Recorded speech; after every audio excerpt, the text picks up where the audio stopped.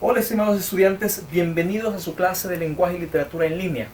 Esta clase está dirigida para estudiantes de primer año de bachillerato del Colegio Bautista Emmanuel y vamos a repasar el contenido de la España de los siglos XVI y XVII. Estamos hablando del año 1500, el año 1600. A esta época le vamos a llamar el siglo de oro. Bueno, vamos a comenzar con algunos antecedentes. Recordemos lo que ocurrió en 1492 y que cambia rotundamente la historia de la humanidad. 1492, Cristóbal Colón llega donde los reyes católicos: miren, tengo ganas de ir a descubrir una nueva ruta hacia las Indias, pero necesito plata, necesito que ustedes lo patrocinen.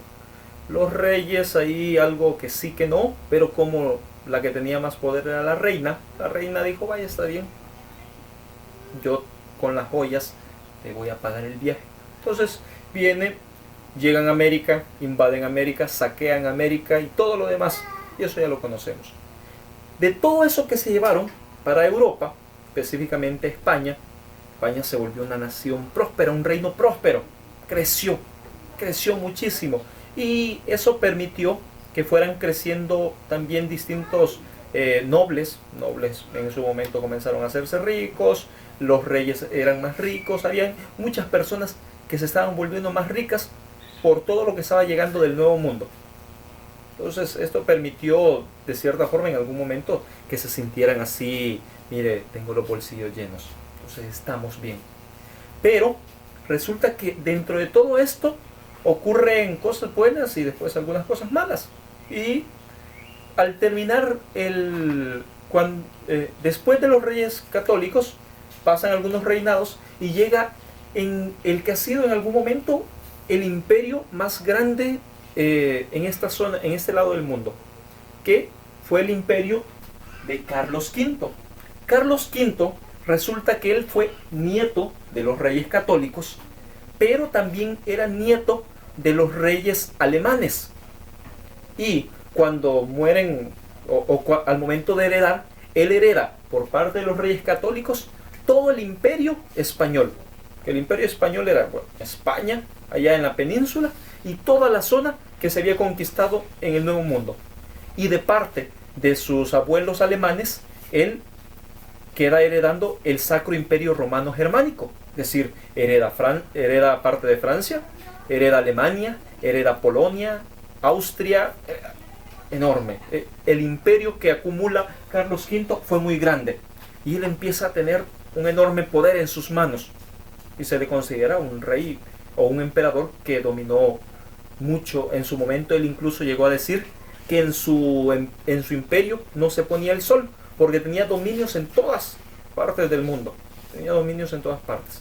Entonces, este emperador, él llegó a estar en el mayor momento, en el mayor auge europeo.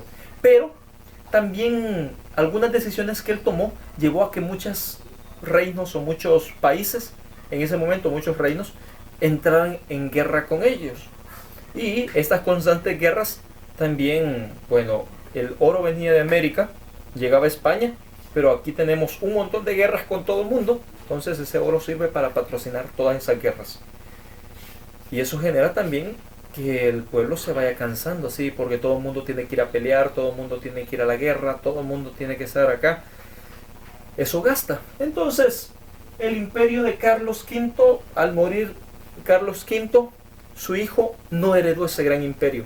Pierde el Sacro Imperio Romano Germánico y se queda únicamente con el imperio heredado por los reyes españoles. Eso empieza ya un poco en la época de decadencia. Las constantes guerras con Francia, constantes guerras con Inglaterra, que eran potencias colonialistas para esta época, que también ellos buscaban expandirse, que ellos en algún momento incluso trataban de bloquear el ingreso de oro a las arcas españolas. Entonces esto genera que también, como les decía, ese desgaste económico. El dinero llega, pero el dinero lo gastamos ahora en guerras, y todo se está gastando en guerras. Eso provoca que mucha gente no estaba conforme con lo que estaba pasando, y muchos de ellos buscaron huir de esa situación y venirse al Nuevo Mundo. Eso generó de cierta forma una crisis, y la crisis inicia con los nobles. En algún momento ya todo el mundo estaba teniendo más dinero, y todos hablaban de la fascinante aventura del Nuevo Mundo, en donde incluso un borracho, alguien que podía ser borracho en la península, venía a América y era tratado como un señor. Entonces, eso llama la atención y muchos en la península dejan el campo, dejan los feudos. Recordemos que para ese momento todavía España funcionaba en la escala feudalista o en el sistema feudalista en el que yo, un siervo, le pagaba impuestos a un señor y este señor le daba impuestos a otro señor, así. Pero si yo, mire, me voy para el Nuevo Mundo y ya no le voy a trabajar, yo ya no le doy impuestos a mi señor y este señor ahora ya no tiene cómo pagar los impuestos hasta más arriba, porque recuerden que esto es estamentario, el de arriba de la pirámide es el que recibe todo. Entonces eso generó que muchos de los nobles empezaran con una crisis en la cual no tenían fondos, no tenían dinero. Y teníamos muchos nobles. Los reyes en su momento, el emperador Carlos V nombró muchos nobles, pero no tenían dinero. Entonces, ciertamente esta es una crisis económica que les afecta mucho. Luego viene una parte en cuanto a la religión. En el año 1508, un monje alemán, Martín Lutero, él inicia un proceso en el cual decide separarse de la Iglesia Católica y con la ayuda de los príncipes alemanes, los príncipes del norte de Alemania, fundar una nueva religión. Y esto lleva también de cierta forma a que otros también decidieron que no estaban conformes con el sistema o con la forma en la cual estaba trabajando la Iglesia Católica en esa época, decidieran también separarse y formar distintos grupos en los cuales decidían así aceptar como doctrina. ¿Qué ocurrió en esta época? Bueno, resulta de que yo profeso la religión católica, porque aquí todos hemos sido católicos, estábamos en el imperio donde éramos católicos. Pero resulta que ahora el príncipe, que es, o el rey de aquí de donde yo vivo, ya no es católico, él ahora es luterano. Ahora yo tengo que ser luterano porque mi rey es luterano. Entonces, y eso generó una crisis en la sociedad de esa época que llevó a persecuciones, a matanzas, a tantas cosas muy tristes en la historia de la humanidad. Y eso llevó a tantas cosas que al final decidieron que el norte de Alemania quedaba para los luteranos, los protestantes, y el sur de Alemania quedaba para los católicos. Se dividieron el pueblo y se dividieron así la gente. Esto allá en Alemania. España, que siempre ha sido de tradición muy católica, ellos al ver toda esta crisis decidieron poner un freno y ellos apoyaron en el proyecto de la contrarreforma. ¿Qué fue la contrarreforma? La contrarreforma fue eso de, bueno, si se nos están yendo muchos fieles, muchos se nos están yendo con Martín Lutero, con Calvino y con tantos otros, entonces nosotros tenemos que hacer algo para retenerlos. Entonces montan un aparataje en el cual incluye parte de misioneros religiosos que iban de pueblo en pueblo tratando de convencer a la gente, entre otras cosas.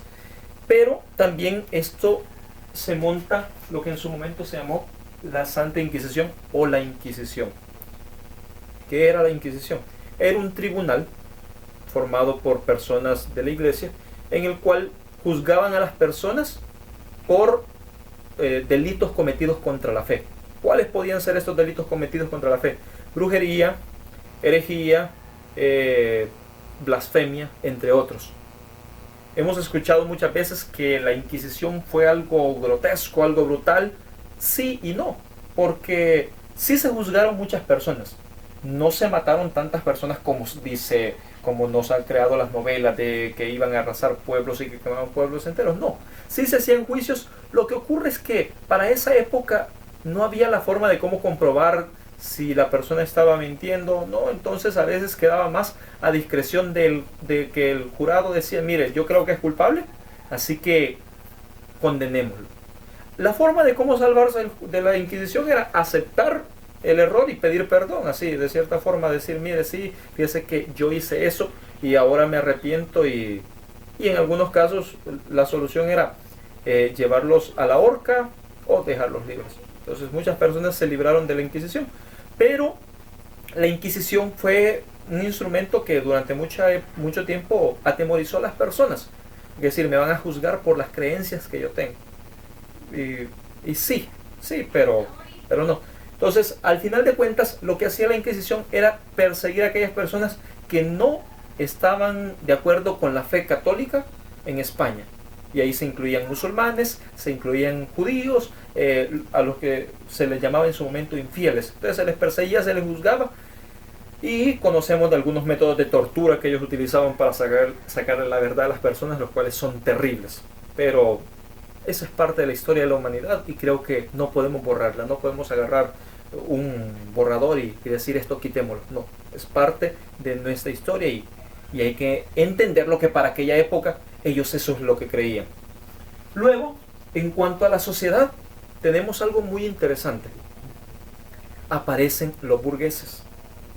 ¿Qué son los burgueses?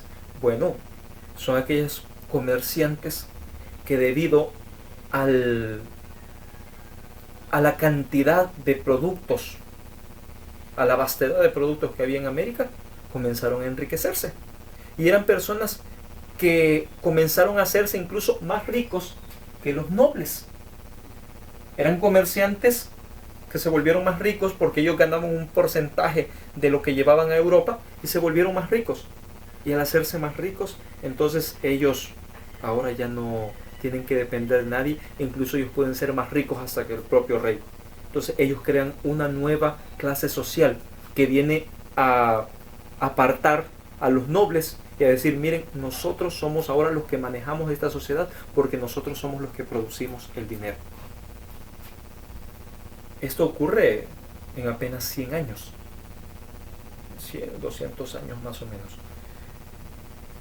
Y es parte de la historia de España del siglo de oro, del contexto de España del siglo de oro. Vamos a ver un poco más adelante la literatura que surge en el siglo de oro, porque en medio de todo esto, en medio de imperios, en medio de crisis, en medio de guerras, en medio de esta reforma y la contrarreforma, con toda la Inquisición ahí, hubo literatura y muy buena, y eso lo vamos a ver más adelante.